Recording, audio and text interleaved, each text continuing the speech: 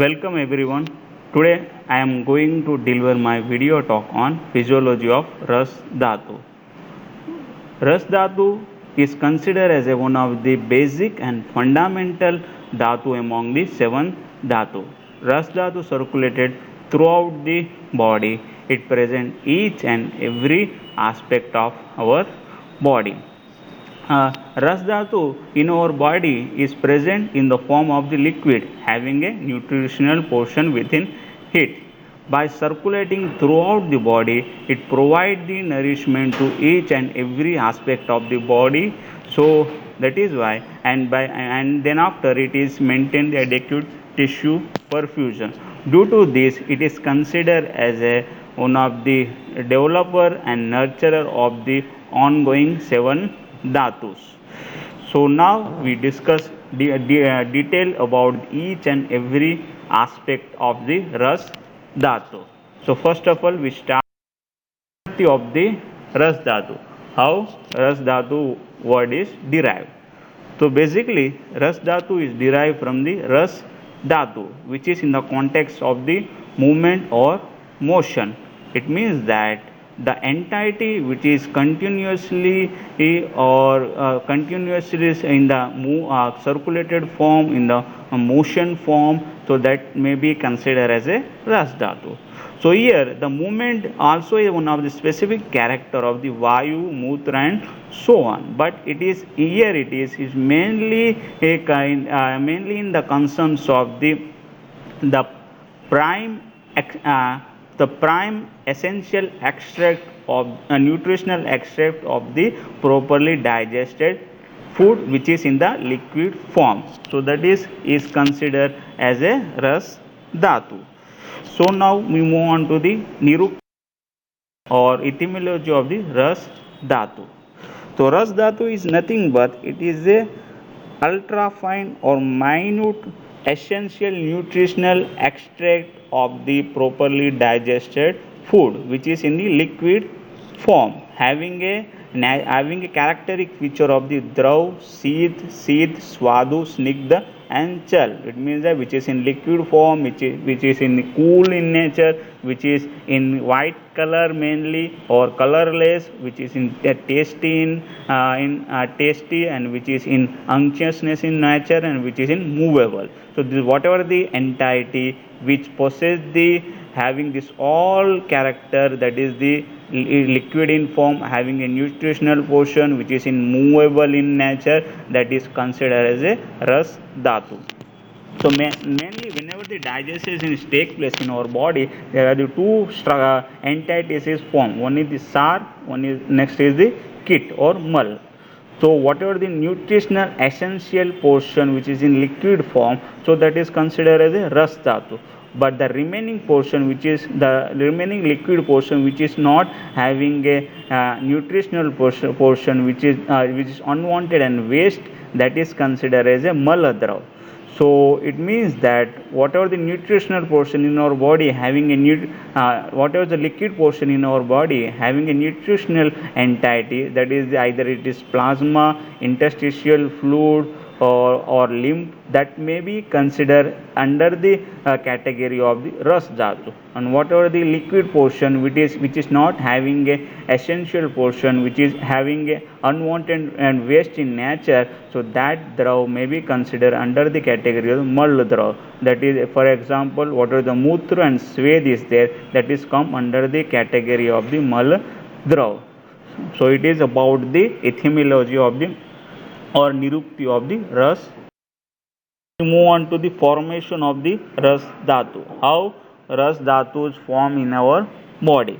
So normally whatever the food that may be panchbhautik in nature, or that may be in the sadras in nature, or that may be in the for the food which is that we are ingested in four types in nature, or having a any of the 20 gunas, or whatever the food that we are ingested by following the proper diet regimen related tactics. So after following the whatever this factor that we are discussing, whatever the food that we are ingesting, it is enter into the coast by the help of the pranvayu. After entering into the course, the clay, the club moisturize the food. So then after Saman Vayu stimulate the Pachak pit, and the Pachak pit modified as a Jataragni. So then after the Jataragni digests the food and it convert the food into the two form, that is the sar and kit. So whatever the ultra fine minute essential nutritional extract which is in liquid form is there, that is considered as a ras dhatu. So in this way ras dhatu is formation is take place in our body in gut portion. We move on to the next concept or next topic, that is the how ras dhatu is circulated throughout the body after getting formation in the gut, and what is the exact main location of the ras dhatu. So normally after taking formation in the gut, it is the essential nutrition portion absorbed from the related blood vessels from the intestine from the gut. So then after it is enter into the liver and spleen, and in the liver and spleen by the proper biological process which is take place on that ras dhatu, and it is converted and it is modified as a rakta ras form. So it means that by the help of the Saman Vayu, it is in the form of the Raktaras, it is enter into the heart or Hruday. So then after entering into the Hruday by the help of the 24 Dhamnis via the Van Vayu, it is circulated throughout the body at once. It means that it is simultaneously circulated throughout the body by the help of the 24 dhamni, and it is moved upward, downward and side by side, and by providing the nutrition to the each and every aspect maintain the adequate tissue perfusion. So it means that basically the ras dhatu is formed in the gut, but is the location of the main primary source for to getting distribution throughout the body is the Hruday. So that is why the main location of the ras dhatu may be considered as a Hruday. So it means that it is after taking formation in the gut by the help of the then after by converting the but then after by modifying the through the biological process in the liver and spleen, and it is in the form of the rakta ras, it is enter into the hruday with the help of the saman vayu. So then after with the help of the van vayu from the heart via the 24 dhamni, it gets circulated throughout the body and maintain the adequate tissue perfusion by providing the dhatu needed nutritional portions. Now to the pattern of the flow. So what is the specific pattern is there, the mode of the flow which ras dhatu is follow.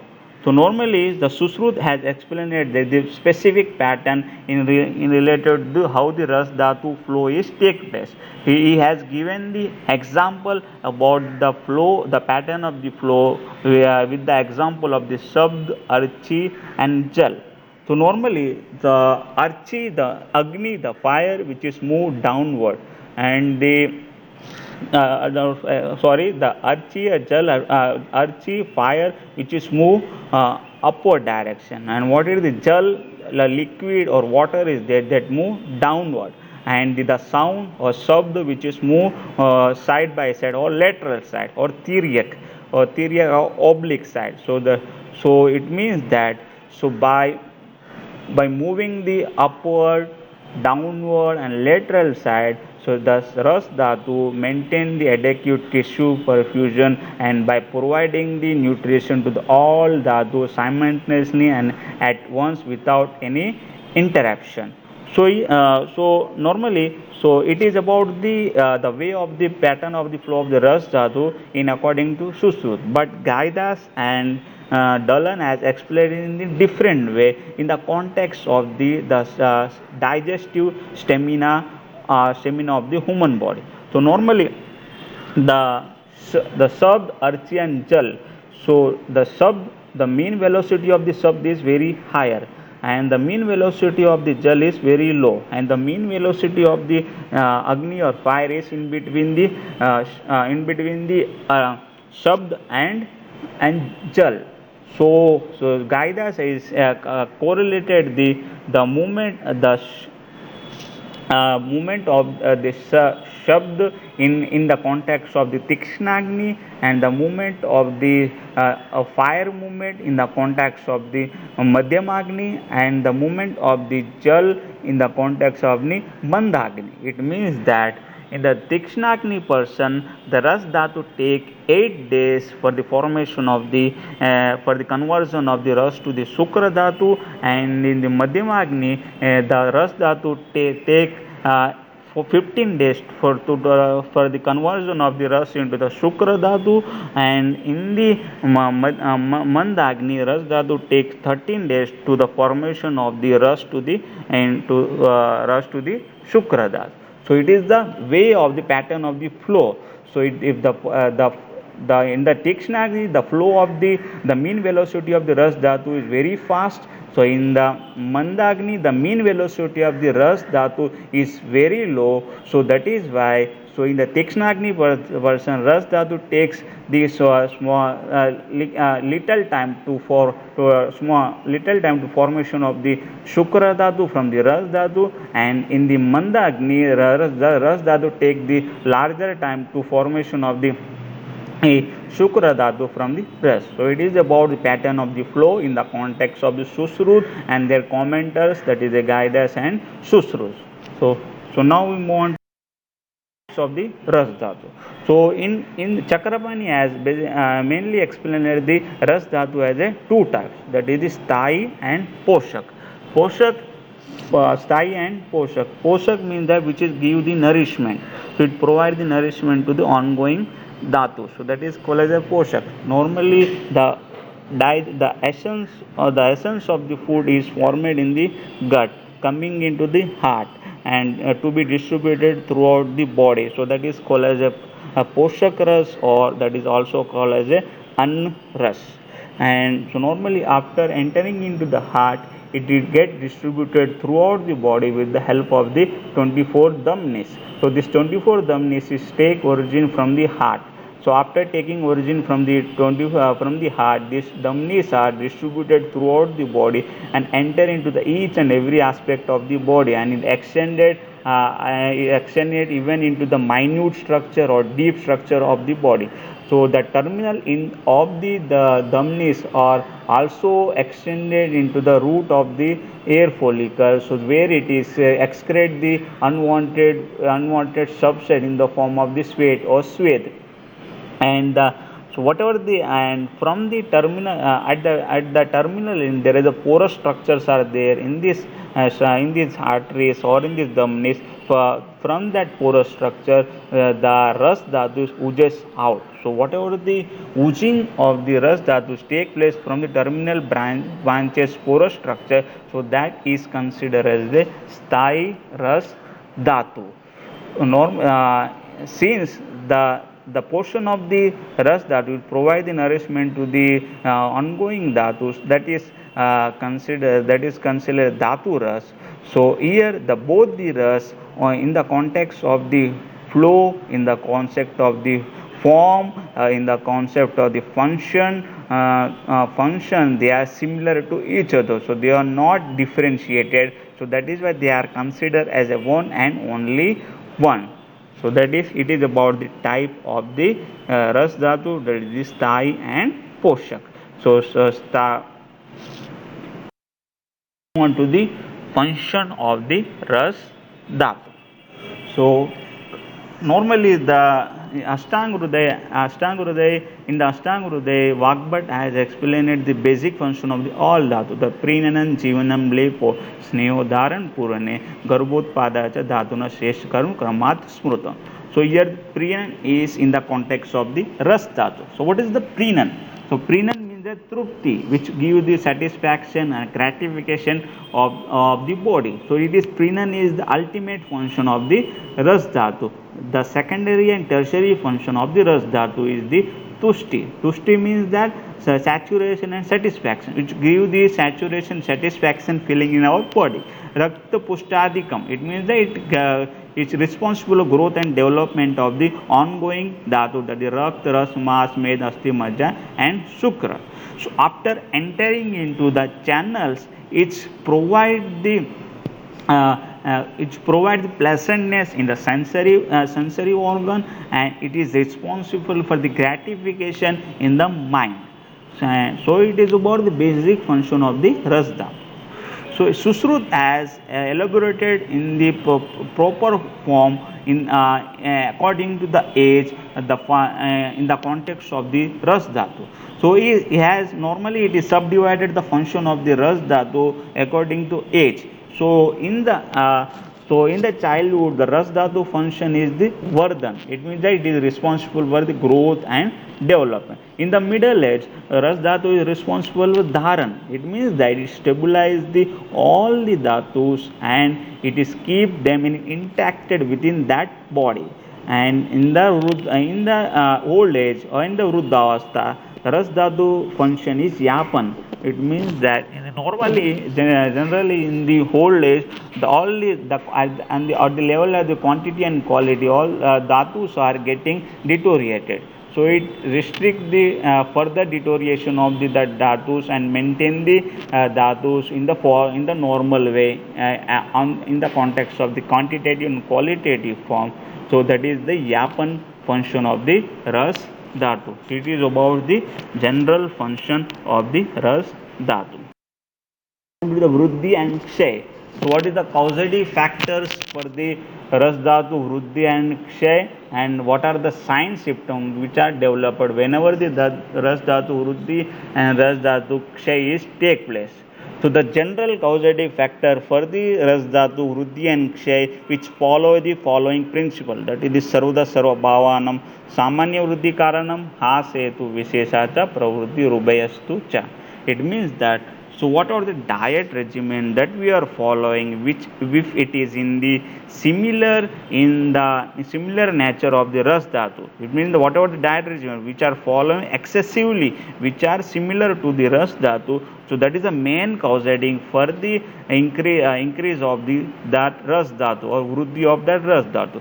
And whatever the diet regimen which we are following, that they are dissimilar or contrast to the ras dhatu which we are following excessively, so that is the main causating for the depletion or the kshay of that ras dhatu. So it is the basic causatic factor for the vruddhi and kshay. So now we move on to the what are the sign symptoms they are developed whenever the ras dhatu vruddhi is take place.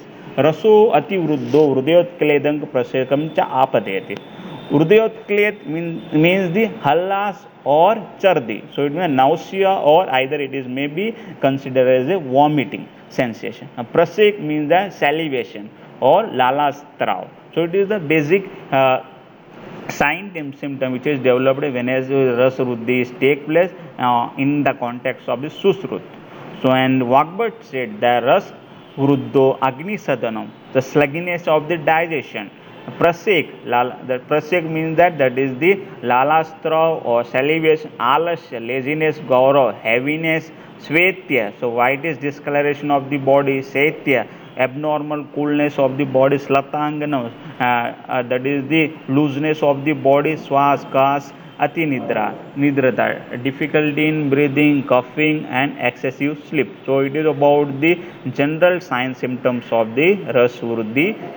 And now we move on to the rasa kshaya sign symptom. So whenever the rasa kshaya take place, there is a hriday pida, kampa, shunyata and trushna. Hriday pida means that the pain sensation in the heart. Kamp means that is the increased heart rate, that is tachycardia. Shunyata, feeling of the emptiness in the stomach, body and mind. Trushna means that thirst feeling. So it is about the Kshay Lakshan in according to Sushrut. And Charak said that Gattate Sahat, Gattate, it means that the pain in the heart which is resemble as somebody is holding your heart and move side to side. That is the Gattate. And Sahate Shabdunno Uch, it means that the person cannot tolerate the loud sound. Dravati, it means that palpitation. Shulyate, it means the pain. Dravati tamyati swalpa chestyapi rasakshe. It means that even whenever the person doing the small amount of the work, he feel the So the heart is stretching inside very hardly, or that is very painful. So it is about the Ras Dhatu, Ruddhi and Kshay sign symptoms. What is the conclusion of the all this, whatever the concept that we are discussing? The basic conclusion about the Ras Dhatu character or feature is that Ras Dhatu is an essential ultra fine extract of properly digested food, which is in the form, which is present in our body in the form of the liquid, which having a nutrients element within it, and which is get continuously circulated without any interruption throughout the body, and after having been formed in the gut, it is mainly responsible for the maintaining adequate tissue perfusion by providing the ongoing dhatu needed nutritional portion. So it is about the Ras Dhatu and discussion. Thank you.